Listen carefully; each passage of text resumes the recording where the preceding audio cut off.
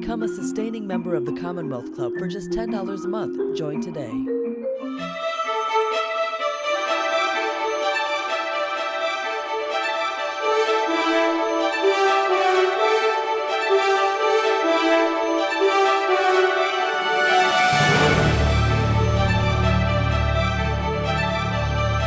Welcome to the Commonwealth Club. I'm George Hammond, Chair of the Humanities Forum, and also here as the moderator of a program sponsored by the Commonwealth Club.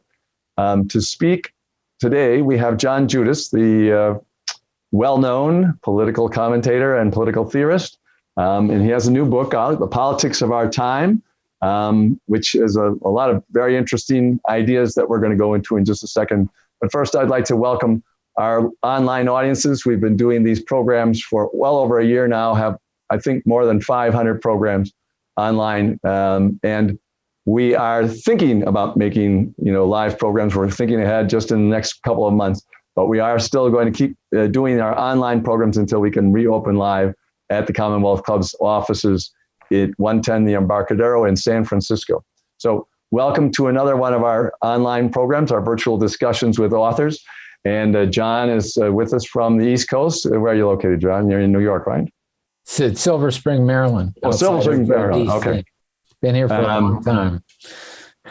So, first of all, you call the book The Politics of Our Time. But in your book, you also talk about how these are ideas that have been going on a long time and talk about their history. You talk about three big issues: populism, nationalism, and socialism. And all of those ideas have come and gone, over the decades, over the centuries. One of the things I like to think about these things is that no idea in human politics is new. They're all there and have been there before. It's just that they lose and gain market share, so to speak, over time. But this time we have three big issues, three big approaches, which are gaining market share. And they coalesced together in ways, and not just in the United States, but throughout Europe and in other locations. So I thought your perspective on Europe, on top of everything else, was very, very helpful, that this is not just an American phenomenon. This is something that's happening everywhere. So one of the things is you compare it to different times in the past. How a lot of people talk about these 20s, especially because of the pandemic matching the Spanish flu, etc., that they are going to be just the same as before. And that scares people, of course, because of what happened in the 30s and the 40s. So why don't you explain what you think the differences are, the similarities and the differences are of what we're up to right now? With what? You mean with the... With what happened in the 1920s, with the increase in interest in socialism in the 1920s. Right. And nationalism, obviously, too, and there were populism. Maybe was a little earlier than that, but the three issues that you write about were all happening in the 1920s. But you cogently describe the difference between then and now, and I thought that would be useful for people who are worried we're about to repeat history. Okay, we'll take a journey through the past. Yeah. I don't, a lot of people now talk about a civil war happening in America. Mm-hmm. And about our facing a time of similar to Central Europe with fascism coming. In my mind, the best comparison is probably from the 1890s to the late 1920s, early 1930s. Mm-hmm. When we had an agrarian economy beginning to lose its standing in America. Even after the Civil War, most people worked on farms. And you had an array of protest movements on the left and the right, populist, socialists, Ku Klux Klan really revives after World War I. And you had these moments of where everything seems to blow up, like that time of the influenza, 1918, 1919 in the United States. Mass strikes, formation of the Communist Party. Also, the Ku Klux Klan revives then. You have these race riots in Chicago, Tulsa. So we're having these moments of ferment, but everything has not quite come together. And one of the things I look at is, and again, this is similar to the late 1920s, early 1930s, is that we're really in a time where big government is on the rise, where the public sector is going to have to take a much larger role in our lives.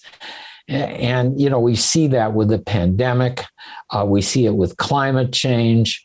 We see it with the problem that we now have with global supply chains, where, there was a big article in the New York Times today about Apple's dependence on China. That's going to be a big issue again. To what extent are we going to bring things home? To what extent can we? So in that context, it's very similar to the kind of things that happened in the late 1920s when, older ideas about the relationship between government and the economy came into question. We're now at a time where things like free trade is no longer an obvious good in the way it was. You can't simply appeal to that. So we're going to have a much more government intervention. The question is what direction it takes. And I mean, there's sort of three extremes. One is what happened in Central Europe, where you have the right-wing version, fascism. There's some scary kind of things happened after the November election. They're really unique in the history of this country, really, where the very most basic thing about a democracy in many ways is the succession, the idea that rulers succeed each other through election. Thrown into question. So, you saw some. I have one thing ripped from you talked about the headlines. I have something that's perfect right here. Ripped from the headlines, there was this news about Trump in a few days after losing the election, having a memo done to bring the troops home from everywhere throughout the world. It didn't happen, obviously. Right. But that kind of action, I mean, it would seem to me, at least, that if that gets well known and more widely distributed in terms of information to people, the military can't possibly have been happy about finding out that was. No. I mean, there was. There was, you call it a popular front against Trump after the election that involved most of the country's elites, business, military. They refused to cooperate with this stuff, including judges that Trump himself had appointed. So, we didn't have our 1923 beer hole. I mean, we didn't have a major fascist episode in the country. Right. And I said, but again, these things can get resolved in a right-wing direction. We can go in a New Deal kind of direction, which is what Biden's trying to do, or we can be in a kind of situation that Britain was in the 1930s, where we just muddle through, where there's a kind of difficulty making any decisions. And I think that I look towards these 2022 elections as being very important, because I think that'll really be an indication whether we're going to have in this country a kind of what political scientists called an unstable equilibrium between the parties, where they keep changing places, and where legislation and initiatives that one does get undone by the other, or whether we are going to really go in a new direction. And again, there's intimations of that in what Biden is proposing, not even so much in relief, but in the jobs infrastructure stuff.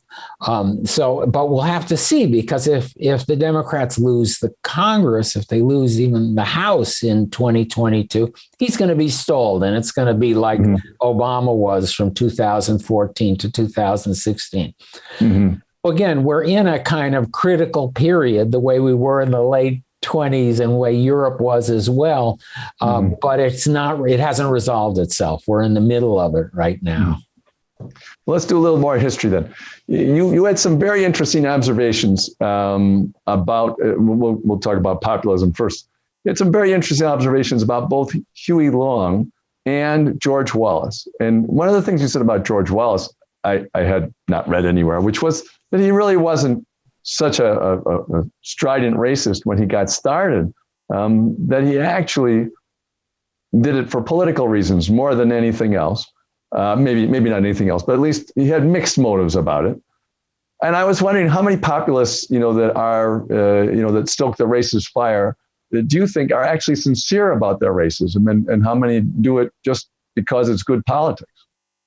Yeah, that's a good question. And we actually don't know the answer. I mean, with Wallace, he starts out as a New Dealer and starts out as influenced by the Huey Long anyways. And he loses his election. I can't remember, it was 58 or 60. And he uses this phrase that he's not going to be out-niggered again. And he's a racist demagogue. And curiously, though, when he becomes reelected again, I think 76 or 78, and he goes back to the old George Wallace. So it was opportunism. I look at a guy like this guy, Josh Hawley, the senator from Missouri, from Stanford, very fancy elite background. I had him in the early versions of my books. And because a lot of what he talked about and what Marco Rubio talks about too rings again as a kind of conservative but a benign way to deal with what the problems that are facing us. He talks about the problems with market fundamentalism, the kind of politics that reigned from Reagan on, where let the free market have its hand, don't let government intervene. But then this guy gets involved in the January 6th, the Stop the Steal election, and I start scratching my head. So I think he's a good example. I in my revised version of the books, I wrote them out because I figured, I just don't know. Rubio, though, is an example of a more, again, a conservative version, again, of the kinds of things that Biden is trying to do. Not pro-union, probably not in taxes, pro-tax, gonna do the kind of progressive taxation reform that Biden wants to do. But again, the need for government to help people develop, industries develop, especially in these left behind towns in the Midwest and South. So again, that's the kind of, the Republican Party might go in that direction, or it might go in a very dark direction. And to what extent they're driven by opportunism, we don't know. I mean, I think that Marjorie Taylor Greene really does believe all the nonsense she talks about. The other people, you get like Kevin McCarthy is all over the place. I mean, I think he is, he's mostly has his ear to the political ground. Yeah. Good comparison examples. You have a lot of statistics or analysis of who voted for whom, and not just in America, but also in Europe. And one of the conclusions that you reached was that there's sort of this, as you've been talking about, right-wing and left-wing populism, for example, and sort of right-wing and left-wing nationalism. And you sort of indicated that the right-wing, versions of these things tend to thrive in a wealthier situation, and the left wing tend to thrive in a less wealthy, a poorer situation. Especially when you're talking about Europe and northern and southern. Does that make you wonder whether we're in, as the world becomes wealthier, or as the civilization becomes wealthier, that we are in for more right wing versions of this than we've had before? I mean, that's. Are you concerned about that? No, I think Europe is such a special case because of the euro, and the way really adherence to the euro and adherence to the Growth and Stability Pact, which limits each country as far as its what it can do to help the economy. And the other thing is you can't do state aid. You can't do industrial policy as individual states, really has strangled the left. So, I mean, what we've seen in the last few years is a lot of the left-wing populists in the south of Europe, Podemos in Spain, what I always get their names mixed up, the 5 million whatever's in Italy, Syriza in Greece have really fallen by the wayside. And because they really aren't able to do anything within a nation. And what becomes much more viable is a kind of right-wing populism there, as well as in the North, where you're mainly banging the drums about immigration, welfare, tourism. I mean, you're for a really good national health system, but for the people who are there, and not for people who might sneak in the country. So it's so even in the North, I'd say of all Europe as a whole, the more conservative kind of populism really has had a much longer life than the left-wing varieties that sprung up in 2015, 2016. The United States is different. They have a different situation here. We have much more flexibility of what we can do and what the parties can do. So, we have ferment on the left and the right here. You said in your book that the American system, the voting structure, tends to move the parties and politics towards the middle on both sides. But in the last few decades, there have developed extreme groups in both parties. And I was wondering if you attributed that to gerrymandering or the safety of the seats, and therefore that the primaries became the crucial election when the seat was safe for a particular party, or if you think that there's another reason why there's a growth on the left in the Democratic Party and an even faster growth on the right in the Republican Party. I think, again, I would compare maybe now to the let's say the 1950s, where you really didn't have the kind of splinter movements to the same extent on the left and the right, and certainly not on the left. I think we are in a time, and we've been here for 20 years or more, but certainly since the Great Recession, where a lot of accepted wisdom is in the wastebasket, and when people are really having to rethink the direction they want the country to go to. And where the kind of differences geographically and demographically have widened between somebody living in small towns, let's say in the Midwest, and somebody living where I live in metropolitan D.C. or the Bay Area. The cultural differences have come to the fore, but they're partly underlain by the economic. So that has nourished politics on the left and the right. The difference between the United States and Europe probably is that in Europe, because they have multi-party systems, proportional voting, various other kinds of deals, a party can stay around that's getting only 7 or 8% in the polls, and then suddenly spring to life when, let's say, Angela Merkel lets in 1 million refugees from Syria within 6 months, and all of a sudden the alternative for Deutschland goes from 2% in the polls to what's I think 16%, and ends up as the main opposition party. And now it's back to like 8 or 9%, but it'll probably stay around. In the United States, things really flicker and die in that way. And it's only when you have a really big upheaval, like we had Great Depression, Civil War, where the parties realign in a dramatic way. We're not there yet. What we have are two parties that both have extremes attached to them, and the elections are almost going to be decided as to which extreme becomes more salient.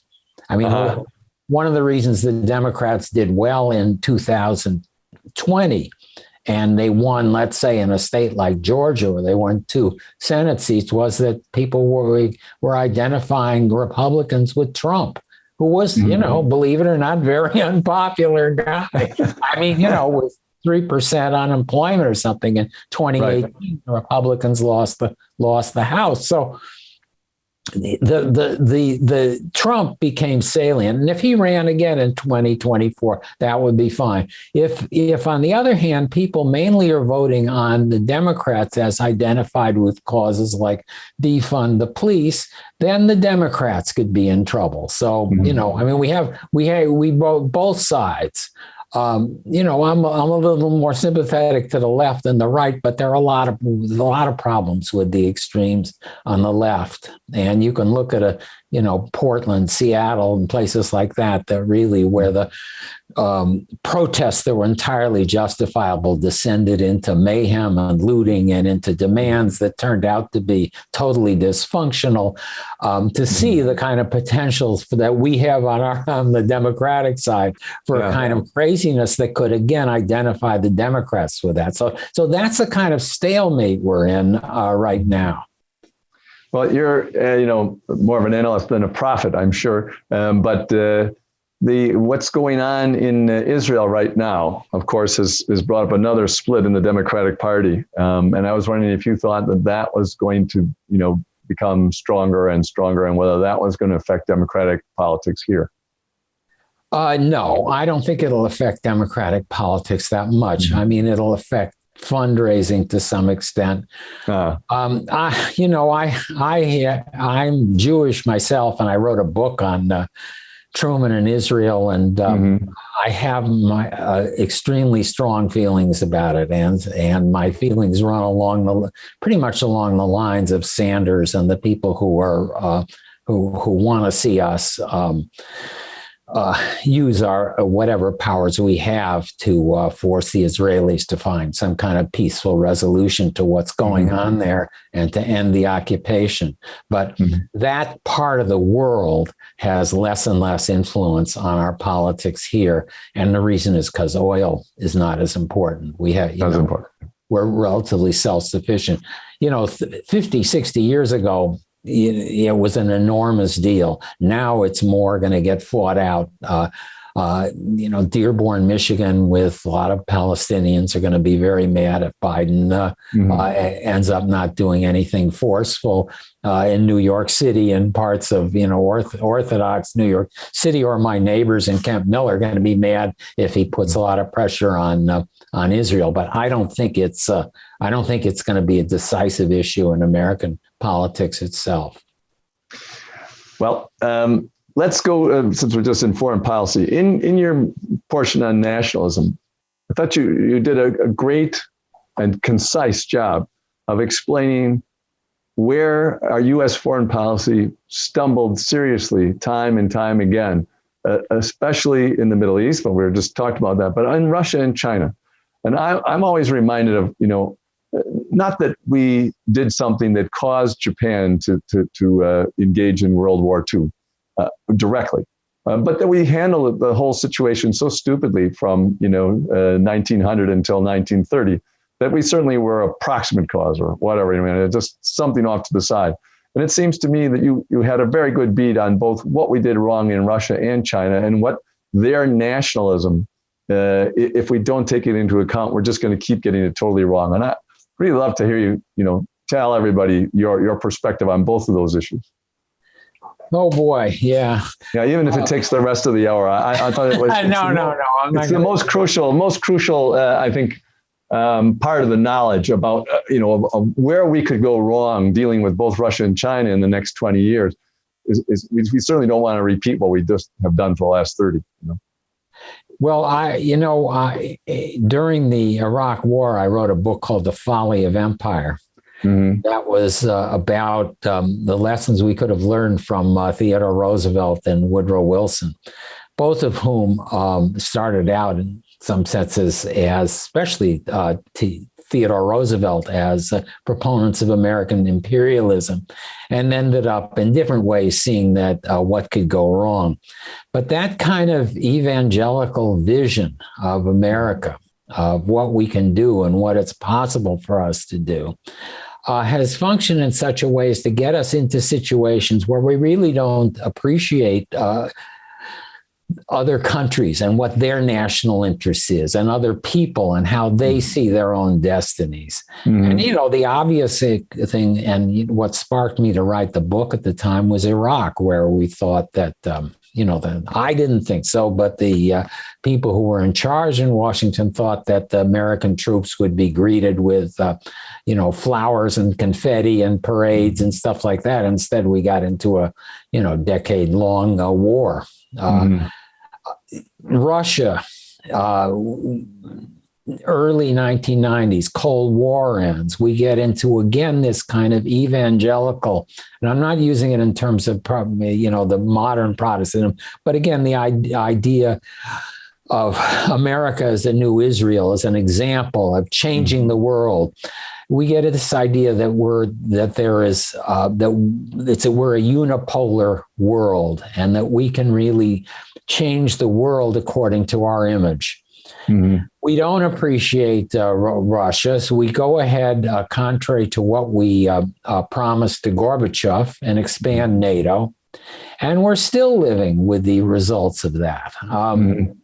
You have to go through the particulars, but again, the rise of Putin is a product partly of the way we propped up Yeltsin in Russia.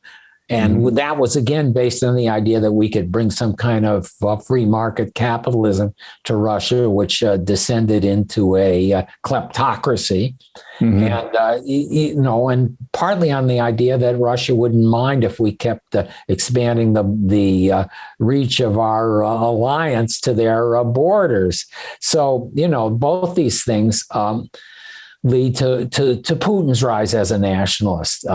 China, we're under the illusion that if we put them in the WTO, they will become not only free market capitalists, but capitalism nourishes democracy, and that we would get we would, after a decade or two, get a country that was very congenial, that was sort of a huge version of, let's say, South Korea, which did begin as a dictatorship and ended up now as a wonderful country and stuff. But, it didn't work out that way. And not only did it not work out that way from the standpoint of their government, but trade relations, they were able to take advantage of the rules of the WTO as a developing country to outprice us and, put a lot of industries out of business in the United States. 2 million people, I don't know, there's different estimates.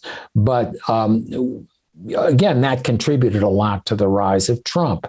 And Biden himself is still trying to figure out how we deal with China and China's economy, and with a lot of the companies like Apple, as we learned today from the New York Times, who have this incredible stake in China, and in fact are contributing to the dictatorship that's going on there, the kind of cyber dictatorship. So in all these cases, not appreciating other people's national interests, having this kind of view of the world that we could remake the world in our image, has led to all kinds of mistakes in our foreign policy. I'm sure Freud would have a field day with the idea of how we project what we don't even have here onto everybody else and say that they can get there in 3 years or whatever. It's just... It seems avoiding. Afghanistan is the latest, and it's a tragic situation there. I mean, we can't do anything. I guess we have to leave, but a lot of girls in schools are going to get killed. It's an awful situation. But again, it's intractable. We don't know. We can't remake that country, and we've tried for 18 years or something. Yeah, and you mentioned about the promises that we made to Russia about not bringing NATO to its doorstep and so on. And I think of the promises that were made to the Kurds at the time of, the first war against Saddam, the Kuwait War. And then, so everybody should revolt against Saddam, and then when they did, we didn't do anything, and the Shiites was particular. Yes. And the Shiites and the Kurds, right? Exactly. Right. And we just say, okay. And so after you do something like that, it's very hard for either of those groups to trust. America is not a good colonial power. We don't do good at that stuff. I mean, I'm being partly sarcastic. I mean, but the British had 100 years of stuff occupying places, screwing around with them. But the United States goes in. We really are not very good at becoming a having this, the Lord Mountbattens are not around in the United States to take over in the same way. And so we screw things up. And, if you look at Central America now, Do you think that's to our credit as Americans that we can't be good colonialists? Well, it's not to our credit that we try it, that we think we can do it. That's the problem. We go in and we really don't have it, and we don't have the public commitment to doing that thing. The people are not with us on that kind of adventurous foreign policy. But again, our immigration crisis with Central America, underdeveloped countries still dealing with, almost failed state regime kind of things. To what extent is that a legacy of American, imperialism in Central America? I don't know, but we haven't done a good job there. The French are dealing with Algeria, Tunisia, all those countries. They get the immigrants, and some of them start blowing things up, and now you have an enormous political crisis there, and people are talking about maybe Marine Le Pen can win the next election. I don't think so, but again, the failure of their imperial adventure in North Africa coming back to haunt them. Yeah. You mentioned Evo Morales in Bolivia in his 2006 election as an example of a populist leader. And you didn't flesh it out very much in the book as an example. I was wondering if you wanted to talk a little bit about that background. I have a little bit of personal background on that I'd get to in a second. You know 400 times more than I do about okay. No, I don't know a lot about Latin America, and I'm not going to fool your audience into thinking I know anything about it. Well, I'm not a political analyst, but I did. It was just interesting. It was like one of those butterfly wings events, that you just can't believe how it lined up. But I was doing some work for Bolivia for having more water energy, hydropower plants being built and stuff like that for La Paz. And then in 2000 and 2001, there was the crisis in California's electric system, which nobody knew at the time, but was caused by Enron's traders. And so we were down in Bolivia working on something else, and the government tried to get us involved in the idea of taking their natural gas and bringing it down to the coast, and then bringing that to up to California, so that because natural gas was what would really supply the electric power industry. Well, they worked on this for about a year or something like that. And it was interesting that the history got in the way, because it cost $300 million to develop this to go through Peru, and it cost only $50 million to do it through Chile. But they didn't want to do it through Chile because they would have to use the land that Chile had taken from them in the 1890s in a war. So that was politically impossible. So anyway, they had this whole thing going on for about a year and a half in the government. And it was during that time that people got fed up with the whole idea, and that Evo Morales began campaigning in 2001, 2002, saying that you're giving away our natural resources and you can't do that. And he became elected to a lower level office, and he developed his whole growth was based on this thing going wrong, which was designed to develop their natural gas industry that was based upon Enron's traders cheating California, and California not realizing that was what happened. And that's politics, right? And and Evo Morales then ran the country for a long time. And if Enron traders had not done their theft of the market, and so on, and the manipulation of the market, that probably would have never happened. Huh. And they had a succession crisis. I do know that. Yeah, and they just had it. Yeah, exactly. So it's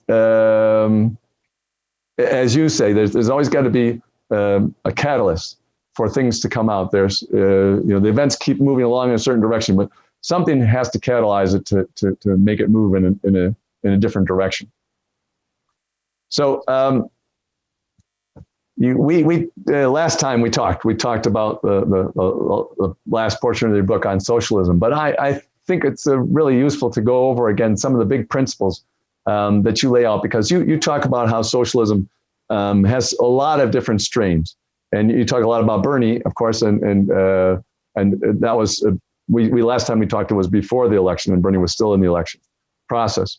But it's interesting how you laid out where socialism has gone since Marx or and since communism and everything. And I think it's very helpful for people who keep throwing around the word socialism now to show a little bit about those different entrance ways for socialism into our society and how different they are. Well, I wrote the book because, to my astonishment, as a socialist from the 60s, you had this guy, Bernie Sanders, in 2015, 2016, getting more votes in the Democratic primary than Trump and Clinton put together, and running as a Democratic socialist. So, something happened in the meantime. And I think that what you saw with Sanders and what you see in the United States, and to some extent also in Europe, is that the young people are rediscovering socialism, but the socialism they're rediscovering is not the socialism of Karl Marx or V.I. Lenin or Trotsky or Stalin or Mao or, Chavez or Castro or any of those people, but much more similar to a kind of advanced social democracy that you find, again, in Scandinavia, to some extent in Germany, France, where the public sector has a much larger control, where there's a really robust safety net. Where people don't have to worry about health care. They don't have to worry about losing a job in the same way that Americans do. Or they don't have to worry about housing, all these kind of different things, where there's a kind of platform under people. And where, again, ordinary people and workers have more say in their government and what's going on, where workers are on boards of directors, where unions are more powerful. Now, a lot of what's happening in Europe with the formation of the EU is that the social democracy that was built there after World War II has eroded. Mm-hmm. But the socialist parties that have tried to find their way in that have been throttled by the rules of the EU. United States, again, we have a very divided population. For people who grew up in the Cold War, a lot of people still identify socialism with Russia or, in South Florida with Venezuela, Cuba. And so for them, it's not, their democratic socialism is a kind of oxymoron. It became, and I think Abigail Spanberger, the politician from Virginia, made this point that a lot of the congressional candidates in swing districts had to say, I'm not a socialist, I don't believe in defunding the police, et cetera, et cetera. So right now, it's really it's a fledgling kind of movement and trend in American cultural and political life, but it doesn't have the status, let's say, of the conservatism that arose in the 50s and 60s and would capture the Republican Party. I think that, what you see instead is a kind of shadow socialism where some of the same principles are at work, but they're not called socialist. And, to my amazement, Biden has really moved very far to his own left in the course of his campaign and presidency. I mean, he's advocating things in terms of taxation, in terms of making unions mandatory in federal jobs, invest in different kinds of investment that, would have been, were foreign to the Obama people in 2009, 2010. So we're moving in that direction, but it's not going to, I don't think it's going to be called socialism. Maybe in 20 or 30 years when us old people die off and if there's a different, again, because there's a certain attraction to the word socialism, social versus individual, cooperation. It has Christian roots, socialism in the 19th century. So again, there's this very attractive thing about it, but it's also got a very bad name from the Soviet Union and China and so on. My favorite anonymous quote is, an idea is not responsible for the people who believe in it. Yeah, that's right. So the idea may still be useful. wasn't happy about Marxists, Yeah, exactly. In looking back again, one of the things I found charming about your book was when you talk about sort of what's useful about nationalism, and what's not useful about nationalism. You talk about what's useful about socialism, what's not useful about socialism is taken in this direction, and you have a kind of common sense idea about both of them, how that they can develop a better society for us. But I thought some of the ideas you laughed in this version of the book a little bit, and you said, "Be careful what you wish for; you might get it." And you were talking about Donald Trump because he actually did a little bit with the nationalism that you were thinking should be done, but he did it in such a way that it was not what you were looking for. So why don't you talk a little bit about that when you present an idea and then politics runs away with it in a different way? Because it must be fascinating to watch anything get done, but then it gets done never the way I'm sure you think about it. Right. Well, it's nationalism is a major issue now, in a way that socialism isn't. I mean, it's a major issue in the UK. It's a major issue in the United States. Mm-hmm. And the Democrats on the left are going to have to come to terms with it. And to some real extent, Biden has done so. And the basic idea is this, that people are born and raised in a country and come to see themselves as citizens, as common as having a common ground with other people in that country, as Americans, as French, or what have you. And that kind of common sensibility is essential for a democracy. To have a democracy, you have to believe that other people should have a right to determine who's going to be the president. And if a majority of them believe the X and you believe Y, you're still going to accept it because you're all Americans. Mm-hmm. Again, if you had Mexicans or people from Belgium voting in our elections, it would be very strange, and it might be a little discordant, and you might not, people wouldn't accept the results.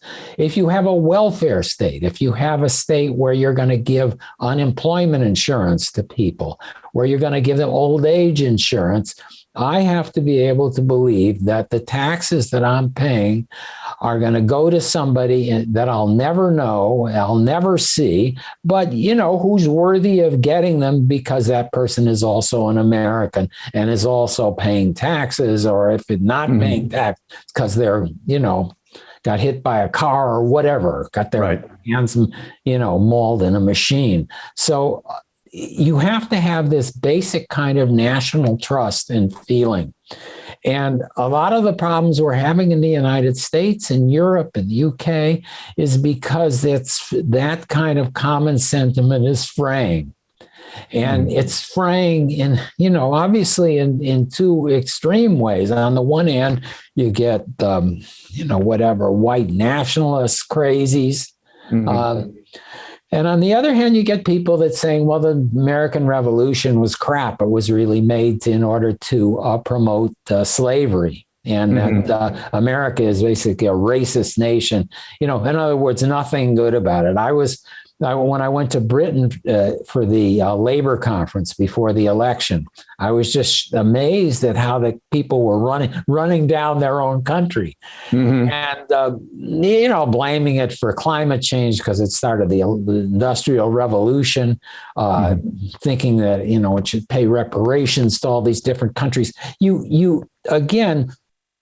Countries are good and bad, and it's a complicated thing. But if we start questioning the basic, what we have in common, then we get into trouble. And suddenly people don't support an advanced welfare state. Suddenly they start questioning democracy. I mean, one of the things, again, this was, you wonder why the Labor Party is now on the verge of collapse.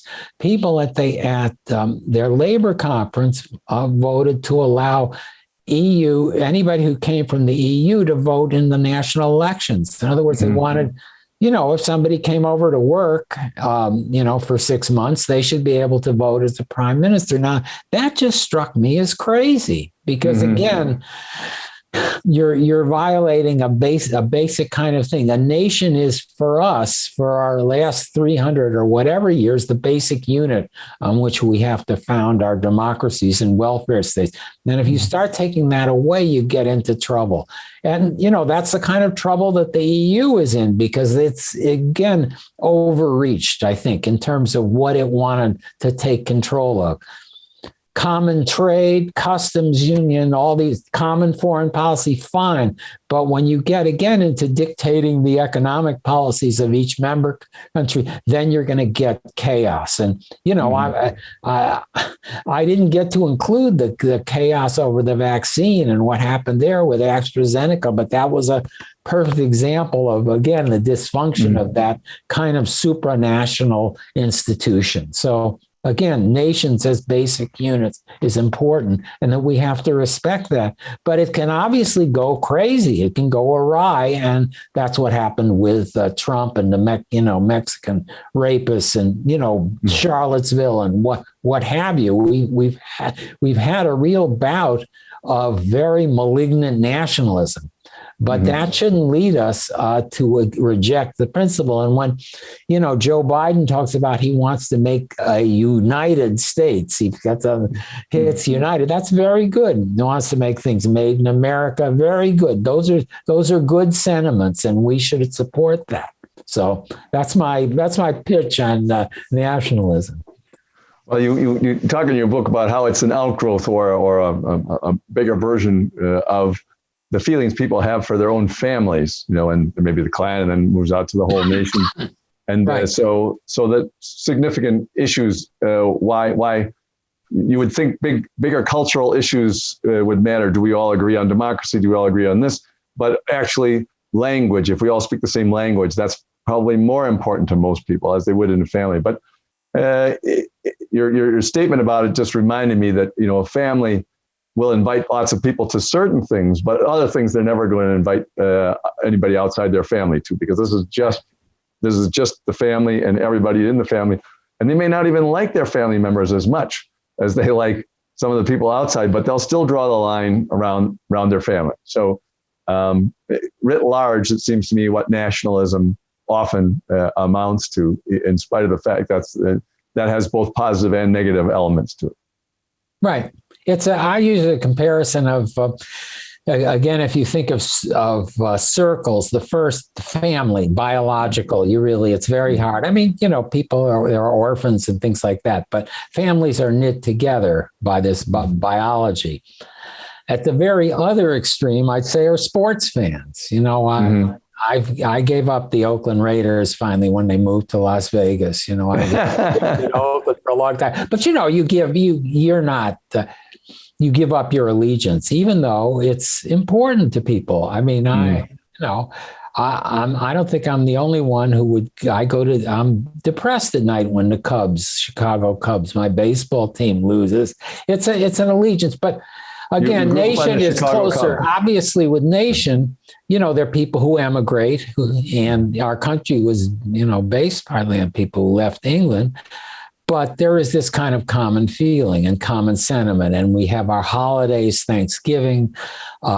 The battle about the monuments, again, is very much about American history and about being an American. So we are going through a period of real upheaval in terms of the definition of American. And if we don't have that common feeling, then we do splinter, as we are splintering along a sort of social, cultural, as well as economic lines. You talked in your book about somewheres and anywheres, and then you said anywheres are really actually cosmopolitan. And you just mentioned the Chicago Cubs. You gave away your Chicago roots in your book by saying when you said, well, cosmopolitans have more identity between themselves and other big cities than they would between Racine and something else. And you mentioned Racine, Wisconsin, as if everybody would know what Racine was, but you have to be from the Chicago area to know Racine. So I thought that was interesting. I didn't even remember mentioning Racine. Yeah. I've been there. I grew up in Kenosha, right that's over what the Chicago border. Everybody knows because of Kenosha. And everyone knows Kenosha now, but it didn't before. But anyway, so the Chicago Cubs and being depressed about them not winning, that's an experience we share. It's a matter, again, of multiple identities. This isn't Right. my original idea. I got a lot of it from a guy named David Goodhart, a political theorist in Great Britain who was writing about Brexit and was using that term to analyze it. And basically what you have in the country, especially if you look at small town America, deindustrialized areas like West Virginia that used to be strong, mining used to be, coal mining used to be strong. You have these kind of areas in the country where people have been stripped of much of their basic expectations about life, that they would have lifetime employment, their kids would work in the same kind of jobs, that they had neighborhoods where they were going to know everybody, there were bars, there were churches. And in that situation, they very much fall back on very basic kinds of things like family, flag, guns as a way to, again, protect the home.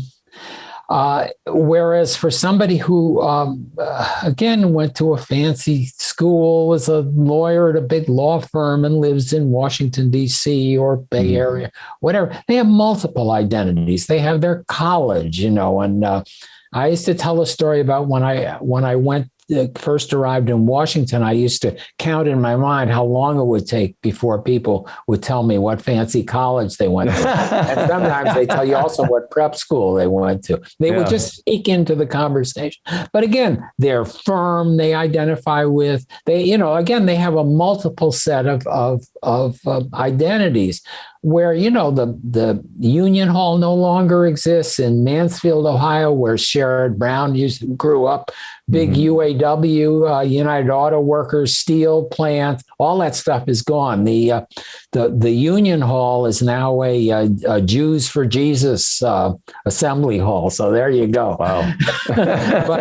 but again, this whole kind of web of identity becomes shorn, and you get very basic things becoming important. And so something like that happened with Brexit. I mean, Brexit wasn't just a calculation in Great Britain about, well, we'd be better off, if we got out of the European Union, though I think there were good arguments for that.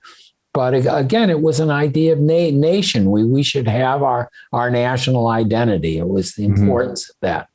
And for a lot of the people, the Remainers, it was that was just seen as bigoted or the product of imperial nostalgia. They wanted to go back to the Victorian era or whatever. So again, this is a big issue in the United States now, obviously, and it's a big issue there as well. Yeah, as we were talking earlier about not understanding, say, the Russians or the Chinese, it seems that the cosmopolitans and the somewheres, the people who are located in their communities, and that's their life, don't understand each other. Can't see how strong certain issues are for them for exactly the same reasons. But almost everybody that's talking about the issues comes from the cosmopolitan group, because they're the writers and they're the speakers, and they go to the big cities and talk about these things and write the books. So it's true that there are representatives of the other group too, but the vast majority of people who write history, who write this, who write that, are all people who look at it from a certain point of view. Well, I would, yes, you say the majority. Yeah, the majority. There's Fox, there's whatever that other thing is called, One On or something like that. Newsmax. I mean, there are alternative media, and one wonders, some of the people who work for them, the same question that you asked me about politicians, what they really believe some of the stuff that they talk about. So I mean, there are obviously alternative visions in America, and there are people who try to appeal again to the other one half rather than the other. But to a great extent, the media is dominated by cosmopolitan America.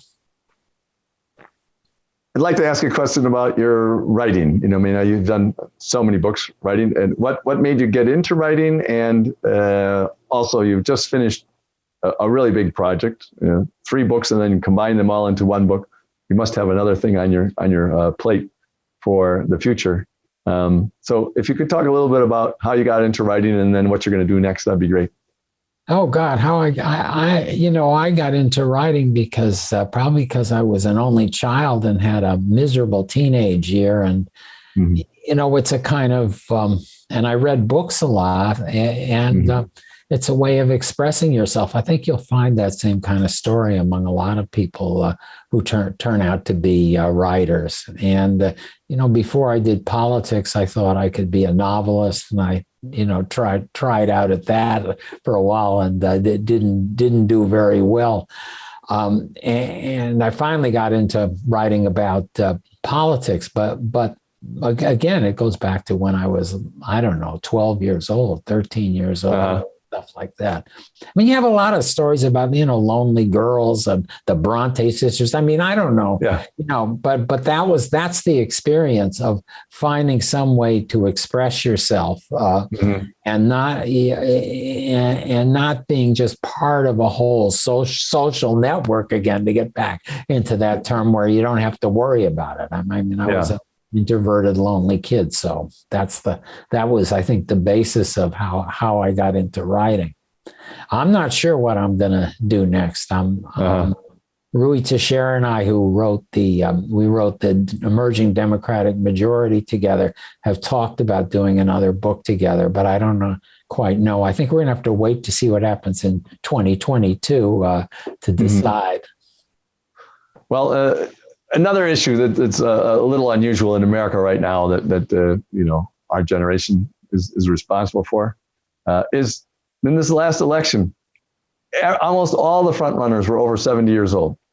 I thought it was extraordinary, almost to the extent that I thought, we really should, not for any particular person that was involved, but you really probably should say the first time you run for president, you have to be 65 or younger, so that, 8 years later, you're 74 or whatever. And if you run for the 2 terms, so that people aren't president after they're 75 years old. It just seems like I think Biden's doing a fine job. Everything that everybody said about how he wasn't going to be able to do it doesn't seem to be true at all. But it's a lot of pressure for somebody that age to stand up under.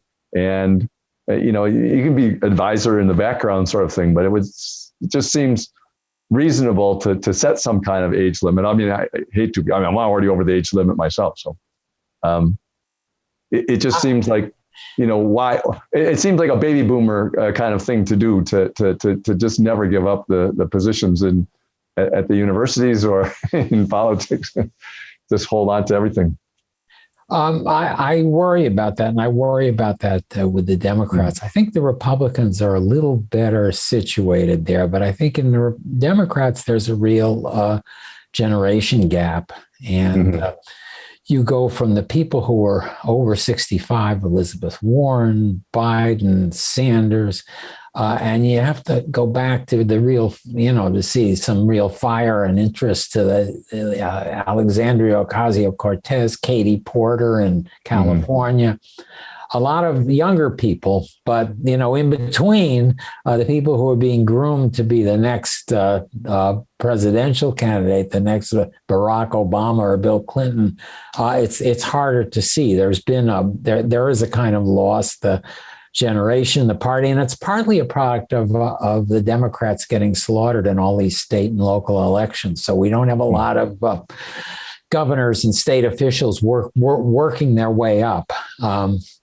Whereas, the Republicans have, they're going to have a lot of people running for office who are in their 50s and 60s, I think, in 2024, unless the wild man Trump decides to run again and people who are scared to contest him. And I share your concern about people over 70, being that myself, and Biden's ability to do the job, but he's surprised us so far. So, Yeah. So you have a lot of great perspective on Europe. How did you develop this, in addition to studying America, you must have studied what's going on in Europe, because you always have a lot of similar and contrasting experiences that went on in Europe in your books. How did you develop I that? don't. I can't claim to be a big student of Europe. I did the books partly because I wanted to learn more about Europe. I actually went to Japan a lot in the 1990s, and I knew and I wrote about that. But I didn't. I paid attention to Europe, but I didn't go there and do interviewing and stories really until the 2000s or so. I got into some junket with all these German foundations, and they kept inviting me to come over, and I spent 6 months living in Berlin, and it's like that. So it was during that period, but it didn't go back very far. I was one of those people who really didn't, except for going to maybe Vancouver and Mexico City. I didn't go to Europe until I was 50 or so. So I'm not a world traveler. I'm always. I still feel that America is the place that I really know about. When I was doing my publisher just reminded me of this story when we were negotiating The Populist Explosion, the first book. It was in the spring maybe of 2015, or maybe very early summer, and they wanted me mainly to do Europe because that was where things seemed to be happening. I said, well, America's the thing I know about, and I'm not going to do this book unless I can do Trump and Sanders and people like that. Trump, he's going to be out of the race in 2 months. That ended up being the strong point. He could have been out of the race in 2 months. Basically, America is my home, and that's what I know the most about. And Europe I'm fascinated by, but I'm not a Europeanist, so to speak. You mentioned this answer that you did something in Japan in the 90s. Did you find some of the effect on Japanese culture to have been due to the American occupation after World War II? Did you see any influences there that you noticed, or do you think that it was that they had more or less recovered their own way of doing things? I think they recovered their own way of doing things, and in foreign policy, they were still in hoc to us, and still are to a great extent part of the nuclear umbrella. And so, but in terms of government and things like that, very different from the United States. Much more statist than America, much less individualist than America. American individualism has many good things to it. You couldn't have had Silicon Valley and, Wozniak and Jobs in the garage and all that stuff without our individual entrepreneurship. But during this vaccine pandemic, boy, you really saw, again, the dark side of it in terms of getting people to wear masks, all this stuff and still we can't get, a large number of people in America vaccinated. Where, from my standpoint, it should just be compulsory, like a driver's license. You shouldn't be able to go driving on a road, and similarly, but again, Japan, I always used to make fun of the people because they wore masks all the time, on the street because they were worried about colds and infection during the flu during the winter. But now it turns out they were ahead of us in that respect. Yeah, I was going to say that shifted I lived in Hong Kong for a while, and also I've done a lot of work in Asia, and it certainly shifted that idea, the vision of people walking around with a mask on saying, are you overdoing it? But no. That's right. Now you don't feel that way anymore. It's quite different. Yeah. But you touched on it, you say if you make it compulsory, as soon as you say it's going to be compulsory, the conspiracy concepts say, everyone's trying to Bill Gates is trying to control our entire lives by putting shit hits the fan. All that kind of stuff. Yeah. And the courts would throw it out too, I bet. So, but still, that's what I believe. Because it's not a matter of freedom to be able to infect other people. Right. It's just like the old quarantine rules, Right. It's a health issue. The question is, as you said before, how much do you trust the people who make those decisions? And if you trust them a lot, you cooperate, and if you don't trust them, you don't. And we're in a divided time when people really don't trust it, or at least a big chunk of the people don't trust it. So, Yes, that's the other thing you have to have for a democracy. You have to have expertise. You have to have an effect. Or I don't want to say a ruling class, but you have to have a knowledgeable elite that has the trust of people who don't have the time during the day to learn the details of a trade agreement or DNA or whether a drug's going to be safe and all this kind of stuff. And if that starts to break down again, you have your democracy is in trouble. And again, one of the scariest things about Trump during 2019-20 was his attack on expertise and science. Mm-hmm. And this isn't to say that the CDC did everything right. Obviously, right. They screwed up, and Fauci made a lot of mistakes. But again, it's that kind of knowledge is remediable. You can recognize errors and improve on it. A more quasi-religious faith in QAnon or some conspiracy theory is not verifiable one way or another. It's just you're always going to find things that tell you it's true, and that kind of knowledge came to the fore, and that's scary. Again, and that has echoes of the 20s too. Right. It seems one thing that's kind of splitting in a way that we either need to bring it back together again, or we're going to face more of it, is if you, like in the case of Fauci or the CDC and so on, if you think that they're making mistakes, but they're trying hard and they're sincerely trying to do the right thing, then you kind of trust them because you expect people to make some mistakes in situations like this. But if you think that they have ulterior motives for, and everything that they say that then has to be revised was part of a big lie and that they're just lying all the time, then you don't. And I think that's where the trust is. Can you trust the people who are making the decisions to be at least trying to do things on behalf of the public good? And every person that's in that position who doesn't do that undercuts that. And that's, to me, what undercuts the trust in democracy the most. Are the leaders who don't have that attitude. They can make mistakes. People have a pretty high standard right now and ask everybody who's ever been an artist or whatever to never have made any comment that was, off color or anything for their whole lives and all that kind of stuff. So there's a too high a standard anyway. But if you just say, you'll make some mistakes, but you shouldn't make any really big ones.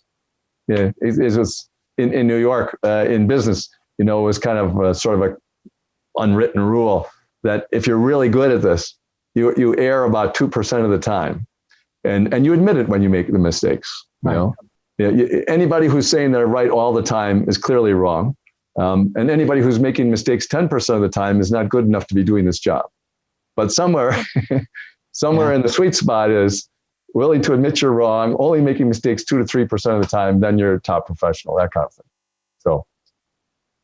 It creates trust if people are both skilled and honest about their mistakes. And when you don't have that combination, it doesn't create trust. Yeah. That's part of the problem. Yeah. And your books always evince exactly that, professional combination, which is, one of the things I think that they're so powerful about. So thank you very, very much again for, talking to the Commonwealth Club audience. Is there anything you'd like to finish with? No, I just hope California is in good shape because I'm coming out there in September for my birthday, And we'll try to make it as good as possible for your arrival. Everybody help out because John's coming.